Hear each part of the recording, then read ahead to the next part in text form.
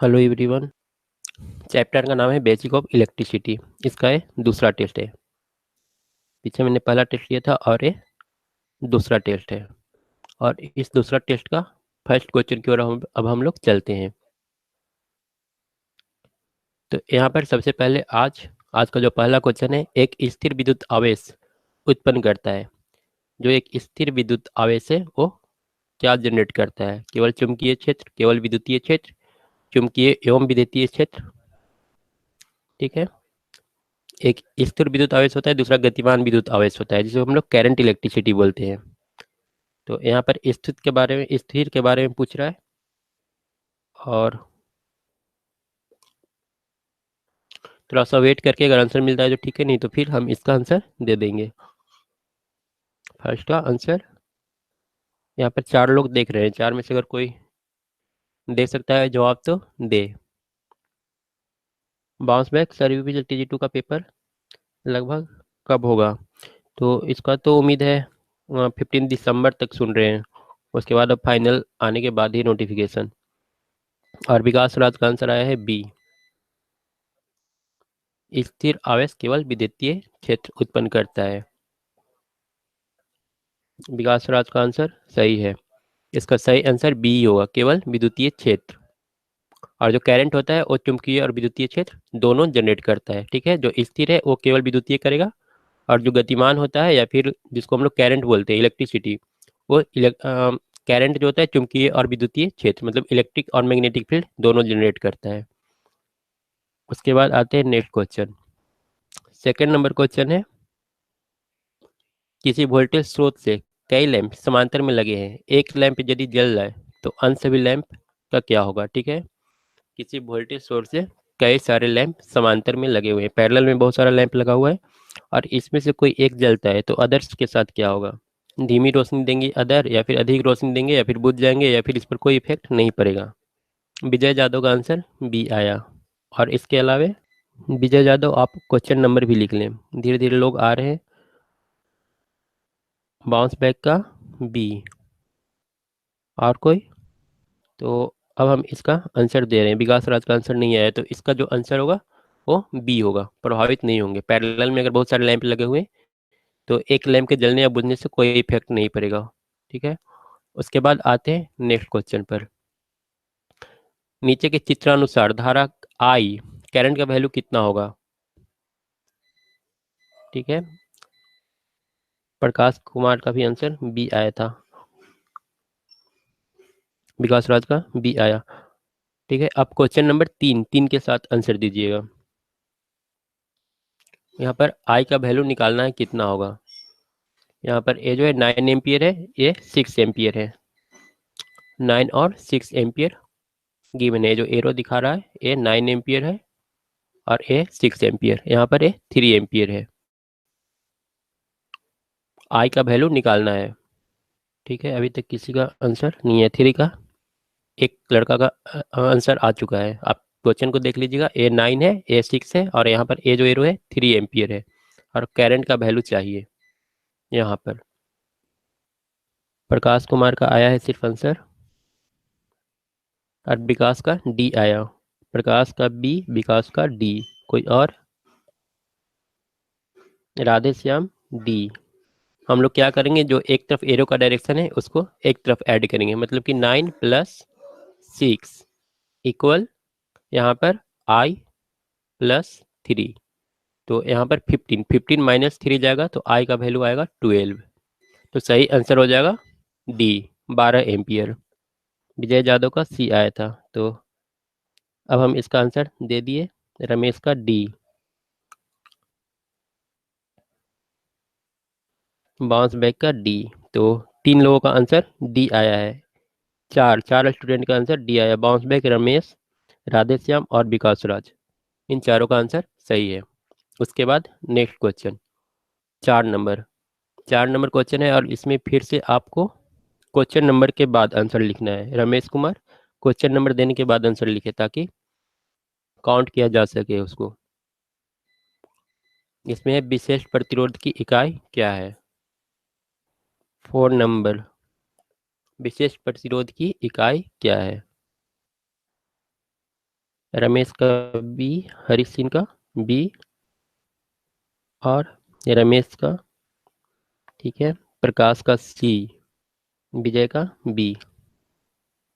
तो इसका सही आंसर देते हैं। इसका जो सही आंसर होगा बी होगा। ठीक है, विजय का आंसर सही है, रमेश का सही है, हरी सिंह का सही है। तो यहाँ पर सही आंसर होगा ओम मीटर होगा, विशिष्ट प्रतिरोध।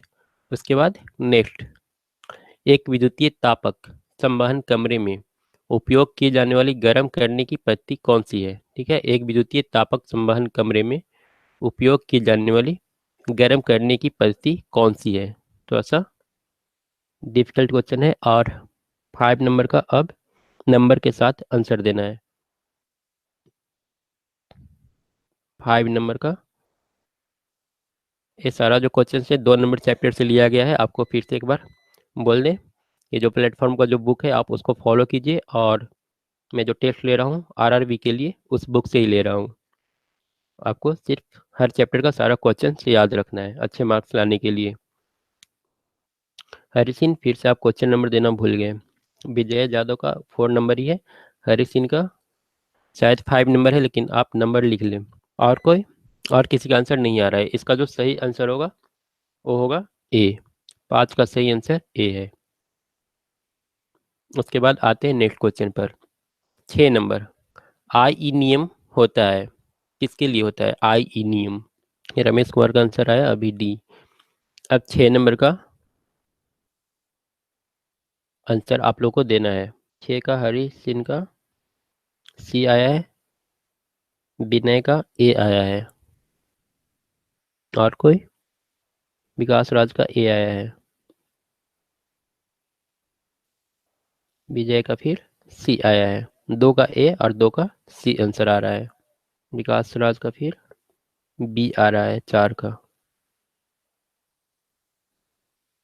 बाउंस बैक का 5 का आंसर आ रहा है। आप लोग थोड़ा एक साथ हो ले। अब 6 का हम सही आंसर बताते हैं। इसका जो सही आंसर होगा ए होगा, सुरक्षा। और डिटेल हम जब फाइनल रिजल्ट देंगे उस समय बता देंगे सारा क्वेश्चंस का। और उसके बाद हालांकि पिछला फर्स्ट जो टेस्ट हुआ उसमें काफ़ी कम लोग एपी रहे थे, इसलिए उस क्वेश्चन का डिटेल डिस्कस, जो क्वेश्चन थोड़ा सा प्रॉब्लम लग रहा था उसमें, उस क्वेश्चंस को मैंने आज सुबह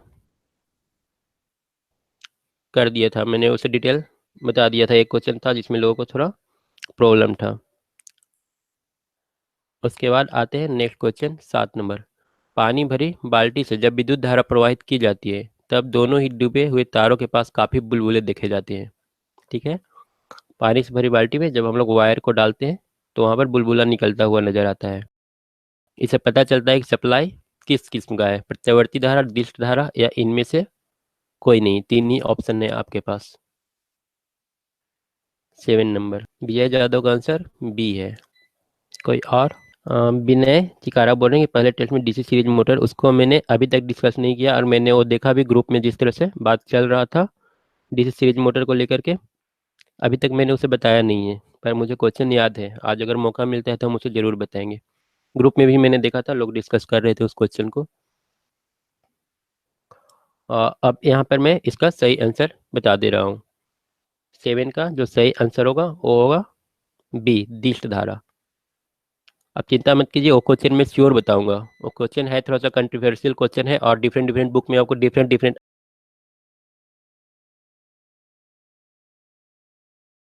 बताएंगे। उसके बाद 8 नंबर क्वेश्चन, उच्च प्रतिरोध और निम्न धारा पाने के लिए बैटरियों को किस क्रम में जोड़ना चाहिए। 8 नंबर है, उच्च प्रतिरोध और निम्न धारा पाने के लिए बैटरियों को किस क्रम में जोड़ना चाहिए। रेजिस्टेंस हाई होना चाहिए, करंट लो होना चाहिए। इसके लिए समांतर में जोड़ें या फिर श्रेणी या फिर मिश्रित में। 8 नंबर। अब 8 नंबर आपको नंबर देने के बाद आंसर लिखना है। बाउंस बैक का वीडियो काफ़ी स्लो चल रहा है, उनका भी 6 नंबर का आंसर आ रहा है। हरी सिंह का 8 का बी आया है, विजय यादव का बी आया है। बिल्कुल सही होना चाहिए, क्योंकि देखा हुआ क्वेश्चन है। ठीक है, एग्जाम में देखा हुआ क्वेश्चन जनरली पूछता नहीं है, वो कंसेप्ट बेस्ड क्वेश्चन होता है। लेकिन हम पूछ रहे हैं, सारा क्वेश्चन आप लोग को देखा हुआ है, ठीक है, प्लेटफॉर्म बुक से लिया हुआ सारा क्वेश्चन है। 8 का जो सही आंसर होगा, यहाँ पर कुछ लोगों का आंसर सही है और कुछ का गलत है, तो 8 का सही आंसर बी होगा, श्रेणी। उसके बाद नेक्स्ट है 9, किसी तार की मोटाई किसके मान पर निर्भर करता है? किसी मोटाई किसके मान पर निर्भर करता है? वोल्टेज, विद्युत धारा, दोनों, या फिर किसी पर नहीं? तार कितना मोटा लेना है करंट फ्लो करवाने के लिए, वो किस चीज को देख करके लेंगे, वोल्टेज को या फिर करंट को? 9 का आंसर मुन्ना कुमार का ए आया, वोल्टेज को। और विकास राज का आंसर थोड़ा सा पीछे चल रहा है, और 8 का वो बी दिए हैं। उसके बाद विनय का 9 का बी आया है, हरी सिंह का डी आया है। कोई और देगा ए 9 नंबर क्वेश्चन का आंसर? विजय यादव का फिर 9 का बी। जनरली अगर घर में हीटर जलाना होता है तो हम लोग वहाँ पर मोटा वायर लेते हैं, ठीक है, हीटर जलाना होता है तो मोटा वायर लेते हैं, क्यों? वोल्टेज तो हम लोग का कांस्टेंट ही रहता है, वहाँ पर करंट की रिक्वायरमेंट ज़्यादा होती है, इसलिए हम लोग मोटा वायर लेते हैं। तो इसका जो सही आंसर होगा 9 का,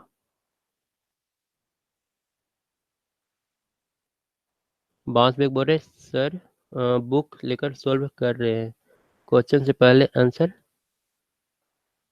पहले आ जा रहा है, मतलब बाउंस बैक का कहना है सर सब बुक लेकर सॉल्व कर रहा है, इतना आसान नहीं है, बुक में आप जब तक क्वेश्चन को ढूंढेंगे तब तक क्वेश्चन यहाँ पर निकल जाएगा, नेक्स्ट क्वेश्चन आ जाएगा। तो इतना आसान नहीं है, बुक लेकर के आप ढूंढेंगे तो मिलेगा नहीं, जब तक आप ढूंढेंगे तब तक क्वेश्चन नेक्स्ट आ जाएगा और क्वेश्चन आपका छूट जाएगा, क्योंकि सारा क्वेश्चन लाइन से नहीं लिया गया है बल्कि रैंडमली सिलेक्ट किया गया है। और 9 का हम बता दे रहे हैं, यहाँ पर जो सही आंसर होगा ए और बी दोनों होगा, जरूरत के अनुसार वोल्टेज या फिर विद्युत धारा, दोनों में से किसी को भी यहाँ पर कंसीडर करना होता है, दोनों में से किसी को हम लोग इग्नोर नहीं कर सकते हैं। लेकिन घर में हम लोग देखते हैं विद्युत धारा जहाँ पर हीटर की जरूरत होती है वहाँ पर हम लोग मोटा वायर ले लेते हैं। तो इस 9 का जो आंसर होगा वो सी होगा। उसके बाद नेक्स्ट क्वेश्चन है, यह डिफिनीशन बेस्ड क्वेश्चन है, करंट का वैल्यू बताना है 1 सेकंड में इतना इलेक्ट्रॉन प्रवाहित प्रवाहित हो रहा है, ठीक है, 1 सेकंड में 6 × 2 18 × 10⁻18 इलेक्ट्रॉन प्रवाहित हो रहा है, तो विद्युत धारा का वैल्यू कितना होगा? Definition based conceptual question. Bounce back का 9 का आंसर आ रहा है। अच्छा अच्छा, इनका शायद कहना यह है कि इनके पास जो भी लैपटॉप या मोबाइल है वहाँ पर आंसर इनको पहले मिल जा रहा है। एक्चुअली आप वीडियो से थोड़ा सा स्लो चल रहे हैं, आप उसे थोड़ा आगे कर सकते हैं, बढ़ा सकते हैं। आप वीडियो या मोबाइल जो कुछ भी लिए हुए हैं वहाँ पर जो नीचे में रेड कलर का जो दिख रहा है लाइन, उसको बढ़ा करके एकदम लास्ट में कर ले, तब आप शायद क्वेश्चन के साथ हो जाएंगे। आपके पास जो वीडियो पहुँच रहा है शायद लेट पहुँच रहा है, नेट स्लो होने की वजह से। और 10 का आंसर काफी लोगों ने दिया है, विनय का बी, विजय यादव का बी, प्रकाश कुमार का बी, और कोई? विजय यादव, हरी सिंह का बी, तो सारे लोगों का आंसर इसमें बी ही आ रहा है, और बी ही इसका सही आंसर होगा, डिफिनेशन से रिलेटेड क्वेश्चन था। उसके बाद आते हैं क्वेश्चन नंबर 11 में। 11 क्वेश्चन है, तार के इंसुलेटर की मोटाई किसके मान पर निर्भर करता है? यहाँ पर इंसुलेटर का मोटाई बताना है, तार के इंसुलेशन की मोटाई किसके मान पर निर्भर करता है? इंसुलेशन कितना होना चाहिए, एक क्या क्या देख करके हम लोग देंगे, वोल्टेज, विद्युत धारा, प्रतिरोध, या फिर चालकता? 11 नंबर, हरी सिंह एक किसका क्वेश्चन का आंसर दे रहे हैं आप? क्वेश्चन नंबर लिख ले। विजय 11 का ए, विनय ए, इन दोनों का आंसर वोल्टेज आया है। बाकी कोई और? वायर का जो हम लोग बाहरी इंसुलेशन देते हैं, ठीक है, वो उसका जो मोटाई होता है किस चीज़ पर डिपेंडेंट होता है, वोल्टेज पर या फिर विद्युत धारा पर या फिर रेजिस्टेंस या फिर चालकता? प्रकाश का डी, हरी सिंह का ए। 11 का सही आंसर बता दे रहे हैं, अभी तक सही आंसर नहीं आया, इसका जो सही आंसर होगा वो होगा विद्युत धारा, करंट को देख करके हम लोग इंसुलेशन की मोटाई रखते हैं। उसके बाद नेक्स्ट, प्रतिरोधक लोड में शक्ति क्षय निम्न में से किसके समानुपाती होता है? 12, प्रतिरोधक लोड में शक्ति क्षय निम्न में से किसके समानुपाती होता है? मतलब कि पावर लॉस जो होगा किसके प्रोपोर्शनल होगा, धारा के स्क्वायर के, या फिर 1/धारा के स्क्वायर। 12 का एक का आंसर, दो लड़का का आंसर आ चुका है। हरी सीन का सी आया। उसके बाद बाउंस बैक का बी आ रहा है 12 का। प्रतिरोधक लोड में शक्ति क्षय मतलब कि पावर लॉस किसके प्रोपोर्शनल होगा। हरी सिंह का डी आ रहा है। एक्चुअली जो पावर होगा वो होता है किसी प्रतिरोधक लोड मतलब कि आर में, तो ये होगा आई स्क्वायर आर। ठीक है, तो आई स्क्वायर मतलब कि धारा के स्क्वायर। डी सही आंसर होगा। उसके बाद आते हैं नेक्स्ट 13 नंबर। इलेक्ट्रिक प्रेशर किसके समान होता है, 13 नंबर में बताना है। लास्ट में चार लोग आंसर डी आया, रमेश कुमार, विजय, विनय, विकास राज। अब 13 नंबर का आंसर क्वेश्चन नंबर के साथ देना है। 13 का एक का आंसर आ चुका है, विकास राज का बाउंस बैक का अब आंसर आया। विनय का आंसर बी आ रहा है, बाउंस बैक का ए, विजय का सी। अगर आपके पास ए बुक नहीं है, द प्लेटफॉर्म का अगर बुक नहीं है, तो आप व्हाट्सअप करके हमसे इसका पीडीएफ पा सकते हैं। ठीक है, आप व्हाट्सअप कर ले, हम इसका पीडीएफ आपको सेंड कर देंगे। इससे आपको सुविधा होगा। और इसका जितना भी क्वेश्चन है, हर टेस्ट के पहले हो सकता है 2 दिन आपको समय मिल ही जाएगा, हर एक चैप्टर स्टार्ट करने से पहले पूरी तरह से रट जाए इसके सारे क्वेश्चंस को। ठीक है, कुछ कुछ क्वेश्चन ही मिलेगा आपको जिसका लेवल थोड़ा सा ठीक ठाक है, बाकी काफ़ी बेसिक क्वेश्चन है। तो हम व्हाट्सअप नंबर दे देंगे, जिसके पास नहीं है मेरा व्हाट्सअप नंबर, वो मैसेज कर दे बुक लिख करके, हम ये जो बुक है इसका पीडीएफ उनको सेंड कर देंगे। ठीक है, क्योंकि जो देखा हुआ क्वेश्चन है वो गलत नहीं होना चाहिए। 13 का सही आंसर होगा ए, विद्युत धारा। उसके बाद 14 नंबर क्वेश्चन, निम्नलिखित में से वेक्टर राशि कौन सा है। चार ऑप्शन है। हरी सिंह अपना नंबर दे रहे हैं, एक्चुअली मैं नंबर दे दूंगा। ठीक है, जिसके पास मेरा व्हाट्सअप नंबर नहीं है, मैं अपना व्हाट्सअप नंबर उन्हें प्रोवाइड करा दूंगा, और उस नंबर पर आप बुक लिख करके हमको मैसेज कर दीजिएगा। ठीक है, मेरे व्हाट्सअप नंबर पर आप बुक लिखकर मैसेज कर दीजिएगा। इस लेक्चर के लास्ट में हम अपना व्हाट्सअप नंबर दे देंगे, अगर किसी के पास नहीं है तो। कल्याणी का प्लेटफॉर्म बुक की बात कर रहे हैं हम, प्रकाश कुमार पूछ रहे हैं कल्याणी का प्लेटफॉर्म बुक की बात कर रहे हैं। अगर किसी के पास नहीं है तो वो हमें बुक लिख करके मेरे व्हाट्सएप नंबर पर मैसेज कर लेंगे, हम लास्ट में अपना व्हाट्सएप नंबर दे देंगे। अगर किसी के पास नहीं है तो आप मेरा व्हाट्सएप नंबर नोट कर लेंगे और बुक लिख करके उस व्हाट्सएप नंबर पर मैसेज कर देंगे। अब हम 14 का सही आंसर बता दे रहे हैं। 14 का जो सही आंसर होगा वो होगा विद्युत क्षेत्र की तीव्रता।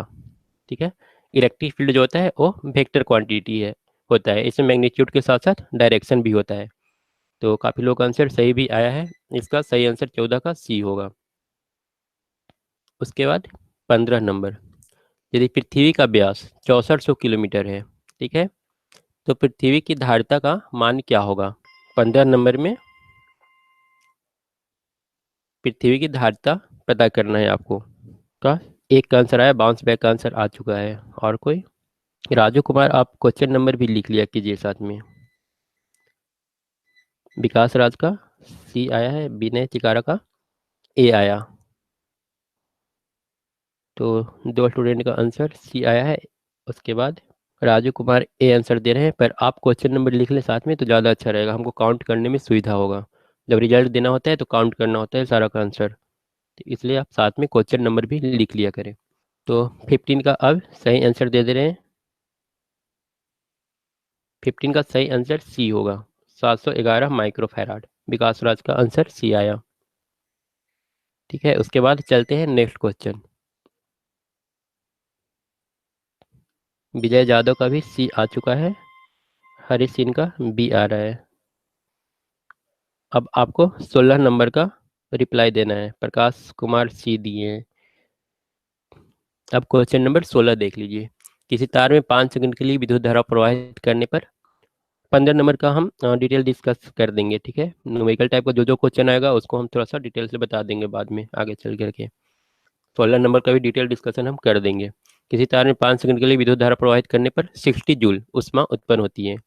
ठीक है, यही धारा इससे आधे प्रतिरोध वाले तार में प्रवाहित की जाती है। आप थोड़ा सा समय लें और इसको सोल्व करने की कोशिश करें। ठीक है, रेजिस्टेंस को आधा किया है और 5 सेकंड में बोल रहा है कि अब कितना उष्मा जनरेट होगा। 16 का आंसर आया है विकास राज का और बाउंस बैक का। इसके बाद विनय का। और कोई? प्रकाश कुमार का डी आ रहा है। एक्चुअली जो उष्मा होता है ए आई स्क्वायर आर इंटू टी होता है, जो कि आपको गिवन है 60 जूल। बोल रहा है कि रेजिस्टेंस को आधा कर देंगे तब कितना होगा, तो कर देते हैं आधा। दोनों तरफ 2 से डिवाइड करना होगा। टाइम तो सेम ही है, टाइम को चेंज करने की जरूरत नहीं है, बस दोनों तरफ 2 से डिवाइड कर देते हैं। ये रेजिस्टेंस आधा हो गया और अब जो उष्मा जनरेट होगा वो होगा 30 जूल।